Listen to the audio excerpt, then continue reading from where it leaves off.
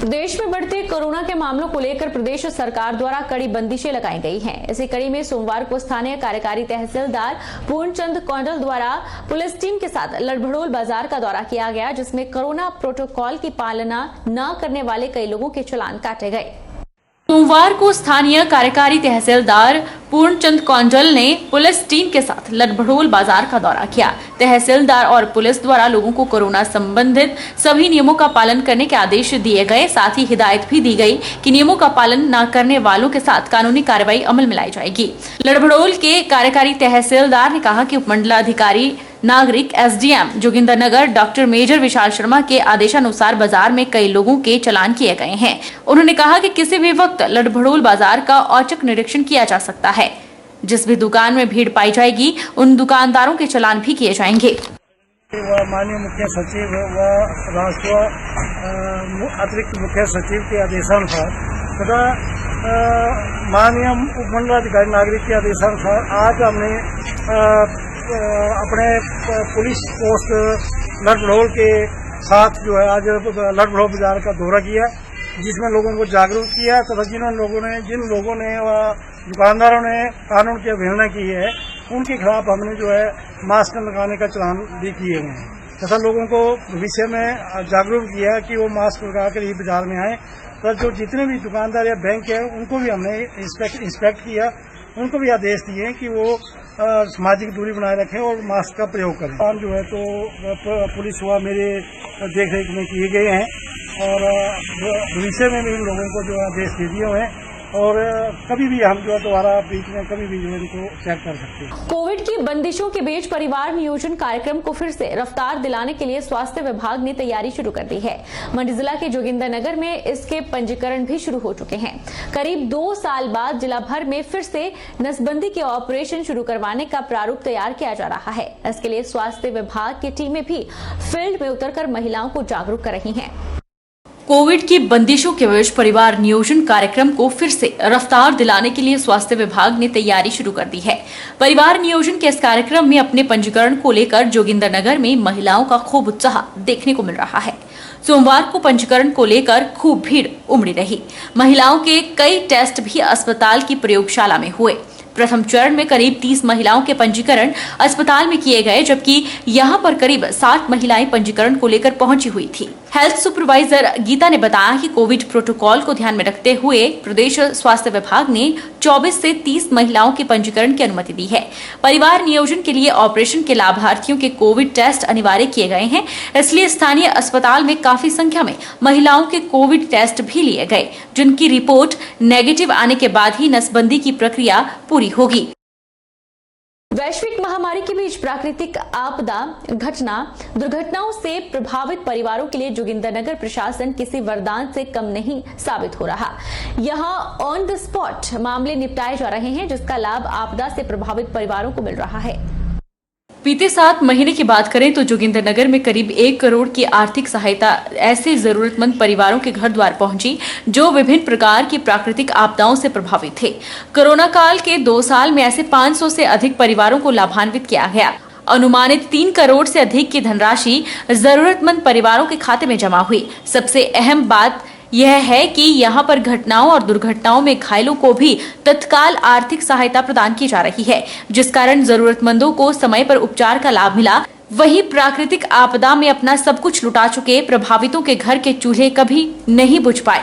साल 2019-20 में 1 करोड़ से अधिक की धनराशि सड़क दुर्घटनाओं में मृतकों के आश्रितों को बांटी गई।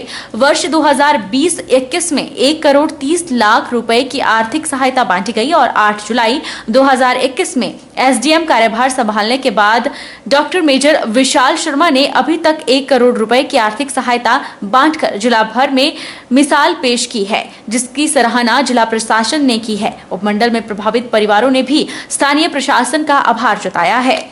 देखिए, मुझे लगभग यहाँ पे 7 महीने ज्वाइन किए हुए हैं, तो हमारे पास अलग अलग राहत के केसेस आते हैं। जैसे कई बार लोगों की दुर्घटना में मृत्यु हो जाती है या कईयों को चोट लग जाती है, गौशाला का नुकसान हो जाता है और घरों का नुकसान हो जाता है, पशु मर जाते हैं। तो ऐसे जितने भी मामले थे कुल मिला के पिछले 7 महीनों में 1 करोड़ की राशि जो है वो लोगों में आवंटित की जा चुकी है जी।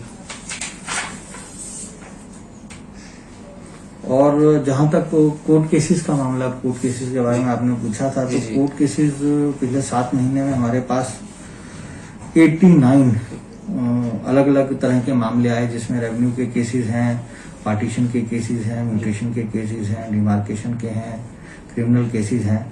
तो इन 89 में से 82 मामले जो हैं वो डिसाइड कर दिए गए। नूरपुर की ठेहड़ पंचायत के बाबा केलू मंदिर में देश के प्रधानमंत्री नरेंद्र मोदी की लंबी दीर्घायु और तंदुरुस्ती को लेकर 5 पंडितों द्वारा शांति हवन यज्ञ करवाया गया। इस हवन में पठानिया परिवार और गांववासियों, महिलाओं ने बढ़ चढ़कर भाग लिया। यह हवन यज्ञ 3 दिनों तक चला रहा। सुदर्शन सिंह ने कहा कि पठानिया परिवार ने मिलकर प्रधानमंत्री की लंबी आयु तंदुरुस्ती के लिए हवन यज्ञ करवाया, ताकि सबका साथ सबका विकास हो।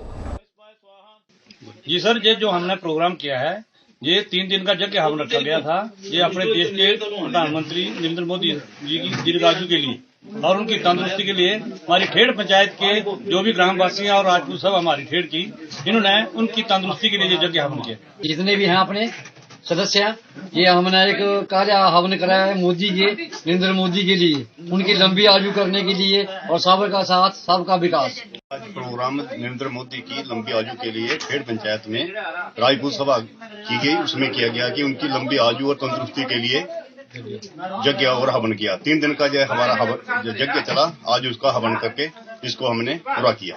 जिला सिरमौर के ऊपरी इलाकों में देर रात की ताजा बर्फबारी के बाद एक बार फिर यातायात व्यवस्था ठप हो गई है। क्षेत्र के सभी संपर्क मार्ग यातायात के लिए अवरुद्ध हो गए हैं। हालांकि लोक निर्माण विभाग ने सड़क बहाली के प्रयास शुरू कर दिए हैं। बर्फबारी के कारण जिला मुख्यालय नाहन को जोड़ने वाला नाहन हरिपुर धार मार्ग और शिमला जिला के कुपवी क्षेत्र को जोड़ने वाला कुपवी हरिपुर धार मार्ग देर रात से यातायात के लिए अवरुद्ध है। लोगों को अब पैदल ही अपने गंतव्य स्थान तक पहुंचना पड़ रहा है। स्थानीय लोगों ने बताया कि लोक निर्माण विभाग, सड़क बहाली और विद्युत विभाग बिजली बहाली को लेकर गंभीरता से कार्य कर रहा है। उन्होंने उम्मीद जताई है कि जल्द सारी व्यवस्था पटरी पर लौट जाएगी। हरिपुर धार में बहुत ज्यादा बर्फबारी सवार हुई है, लगभग 2 फुट के करीब बर्फ है, जिससे सारी सड़कें अवरुद्ध हो गई थी और आवाजाही की पूरी व्यवस्था ठप हो गई थी, बिजली व्यवस्था ठप हो गई थी। और जिस प्रकार से प्रशासन, सरकारी तंत्र जो भी हैं, दिन रात कार्य कर रहे हैं, बहुत प्रशंसनीय है। एक सड़क हमारी खुल गई है, सोलन मिनस रोड, हमारा जो हॉस्पिटल तक का रास्ता था वो भी खुल गया है। नाहन वाला हमारा जो रोड है, युद्ध स्तर पर कार्य चला हुआ है। एक्शन PWD बहुत ही मुस्तैदी से मशीनरियां लगा करके और सारी लेबरें लगा करके युद्ध स्तर पर काम चला हुआ है। शिलाई सड़क पे भी आज हमारी जो शिलाई वाली सड़क है खुल जाएगी। बर्फबारी के कारण कई निजी और सरकारी बसें अलग अलग इलाकों में फंसी हुई हैं। HRTC नाहन अड्डा प्रभारी सुखराम ठाकुर ने बताया कि बारिश और बर्फबारी के कारण जिला के करीब 12 रूट प्रभावित हुए हैं, जिसकी वजह से नाहन डिपो को करीब 2 से 2.5 लाख रुपए का नुकसान हो रहा है। हालांकि बर्फबारी के कारण HRTC नाहन डिपो की बसें केवल शिमला में फंसी है। देखिए, हमारे सिरमौर में बर्फबारी और बारिश के कारण जो है हमारे सिरमौर के जो रूट है वो लगभग 12-13 रूट हमारे प्रभावित हुए हैं। प्रभावित जैसे नाहन से जो हमारी गाड़ियां हरिपुर धार की तरफ जा रही है वो हमारी जो अंधेरी तक जा रही है, और जो हमारी गाड़ियां बाया सिलाई चौपाल जा रही है वो हमारी उन्हार तक गई। और इसके अतिरिक्त जो हमारी गाड़ी देहरादून से मनाली जाती है कुल्लू तक गई, जो देहरादून हरिद्वार से जो मणिगढ़ जाती है और तक जा रही है 3 दिन से। और जो हमारी शिमला रूट की गाड़ी है वह अभी तक जो कल से जो है सुबह से शिमला में फंसी है। तो इस कारण जो बर्फबारी बारिश जो है के कारण जो हमारा नुकसान हुआ है लगभग 2 लाख के आसपास हमारा नुकसान हुआ है। हिमाचल प्रदेश में बारिश और बर्फबारी के बाद जनजीवन पूरी तरह से अस्त व्यस्त हो गया है। बात अगर मंडी जिला की करें तो यहाँ 90 सड़कें यातायात के लिए बाधित हैं। करीब 950 विद्युत ट्रांसफार्मर और कई पेयजल आपूर्ति भी बाधित है। ATC मंडी ने कहा कि बाधित हुई सड़कों, विद्युत ट्रांसफार्मरों और पेयजल स्कीमों को बहाल करने के प्रयास लगातार जारी हैं। हिमाचल प्रदेश में बारिश और बर्फबारी के बाद जनजीवन पूरी तरह अस्त व्यस्त हो गया है। मंडी जिला में भी बर्फबारी के बाद हाल बेहाल हैं। यहाँ हिमपात के बाद कई सड़कें, बिजली और पेयजल स्कीमें बाधित हुई हैं। एडीसी मंडी जतिन लाल ने बताया कि जिला के विभिन्न क्षेत्रों में भारी बर्फबारी और बारिश के चलते 90 सड़कें बाधित हुई हैं। सराज, सरकाघाट, गोहर और सद्दर में यातायात को बहाल करने के लिए विभागीय मशीनरी पूरी तरह से एक्टिव है। उन्होंने बताया कि बर्फबारी से करीब 950 विद्युत ट्रांसफार्मर खराब पड़े हैं, जिनमें करसोग, जोगिंदरनगर, सरकाघाट के क्षेत्र शामिल हैं। वहीं जलापूर्ति योजनाएं भी बाधित हुई हैं, जिन्हें सुचारू करने के लिए विभागीय टीमें तैनात हैं और जल्द ही बाधित सेवाओं को बहाल कर दिया जाएगा। एडीसी ने लोगों से एहतियात बरतते हुए सफर करने का आग्रह किया। हमारे मंडी जिला में कल रात हुई काफी बारिश और बर्फबारी में जिला के कई जगहों पे हमारी जो रोड्स हैं वो ब्लॉक रही। तकरीबन 90 रूरल रोड्स हमारे जो ऊपर के इलाके हैं उनमें ब्लॉक रही। सिराज में, सरकाघाट में, करसोग में, गोहर में, सदर में, जैसे भी जो भी ऊपर के इलाके हैं वहाँ पे बर्फबारी की वजह से इन जगहों पे आवाजाही में काफ़ी प्रॉब्लम है, जिसपे हमारी मशीनें ऑलरेडी लगी हुई हैं और जल्द ही इन रोड्स को आगे खोल दिया जाएगा। इसके अलावा हमारी जो इस बर्फबारी के कारण कई जगहों पे इलेक्ट्रिसिटी जो हमारी ट्रांसमिशन लाइंस हैं वो भी बाधित हुई हैं। तकरीबन 900 साढ़े 900 जो हमारी ट्रांसमिशन लाइंस हैं वो बाधित हुई हैं। वो भी इन्हीं जगहों पर हुई है जहाँ पे जो ज़्यादा ऊंचाई पर है और जहाँ पे बर्फबारी काफ़ी हुई है। इसके अलावा कई वाटर सप्लाई स्कीम्स भी बाधित हुई हैं और ये जैसे करसोग, जोगिंदरनगर, सरकाघाट, इन जगहों पे हमारी वाटर सप्लाई स्कीम्स भी बाधित हैं।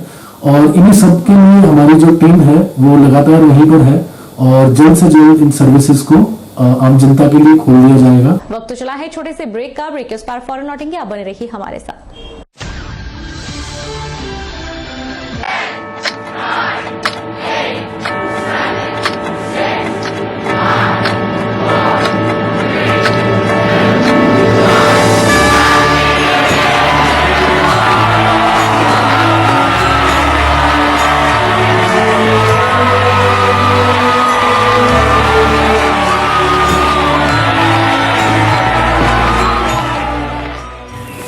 नमस्कार।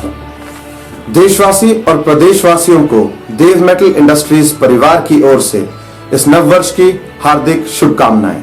इस नव वर्ष अपने घरों में लगाएं अत्याधुनिक तकनीक से lace UPVC door and Windows. और ध्यान रहे, कोरोना अभी खत्म नहीं हुआ है। हमारी गैर जिम्मेदारी कोरोना की तीसरी लहर के लिए सहायक हो सकती है, तो कृपया मास्क लगाकर रखें और कोरोना नियमों का पालन करें। धन्यवाद। जय हिंद, जय भारत। जो देखिए, हम पूरे हिमाचल प्रदेश के मजदूरों को जो है नव वर्ष 2022 की बहुत बहुत बधाई देते हैं और माननीय मुख्यमंत्री श्री जयराम ठाकुर जी को भी बधाई देते हैं। और हमें पूरी उम्मीद है कि 2022 में जो है दोबारा से हिमाचल प्रदेश में भारतीय जनता पार्टी की सरकार बनेगी और जयराम ठाकुर जी जो मुख्यमंत्री बनेगी। अपने स्कूल स्टाफ और सभी एसएमसी मेंबर्स की तरफ से सभी प्रदेशवासियों को, देशवासियों को, अपने अभिभावकों को, अपने स्कूल के बच्चों को नव वर्ष की शुभकामनाएं देता हूं। सभी को बताना भी चाहता हूं कि हमारा स्कूल अभी जो है वो क्लस्टर लेवल पे हमारी स्कूल की एसएमसी जो है वो उत्कृष्ट एसएमसी में चयनित हुई है। आगे भी हमारा प्रयास रहेगा कि हमारी एसएमसी जो है वो जिला स्तर पर जो है वो चयनित हो। इसके लिए हम आशावान हैं और सभी को एक बार पुनः सभी देशवासियों को, प्रदेशवासियों को नव वर्ष की हार्दिक शुभकामनाएं। साल 2022 की सभी देशवासियों को, प्रदेशवासियों को, हमारे बच्चों को तथा सभी शिक्षक साथियों को शुभकामनाएं। मैं भगवान से प्रार्थना करता हूं कि 2022 का वर्ष जो है वो शिक्षा जगत के लिए एक नई मिसाल के रूप में आएगा। पिछले साल कोविड की वजह से हमारे पढ़ाई में कुछ बाधाएं आई हैं। उम्मीद करते हैं कि 2022 में इस प्रकार की कोई बाधा नहीं आएगी और हमारे बच्चों को अच्छी शिक्षा जो है वो मिलेगी। मैं समग्र शिक्षा अभियान की तरफ से सभी बच्चों को शुभकामनाएं देता हूं। अच्छी शिक्षा, सबको शिक्षा। सुनिशा सोलर एनर्जी प्राइवेट लिमिटेड की तरफ से आप सभी देशवासियों को नव वर्ष की शुभकामनाएं हमारे यहाँ आप सोलर के हर प्रकार के प्रोडक्ट के लिए पधार सकते हैं, जैसे solar inverter, solar power plant, solar water heater और solar home light system, solar light. कृपया यहाँ पधार कर एक बार सेवा का मौका दें।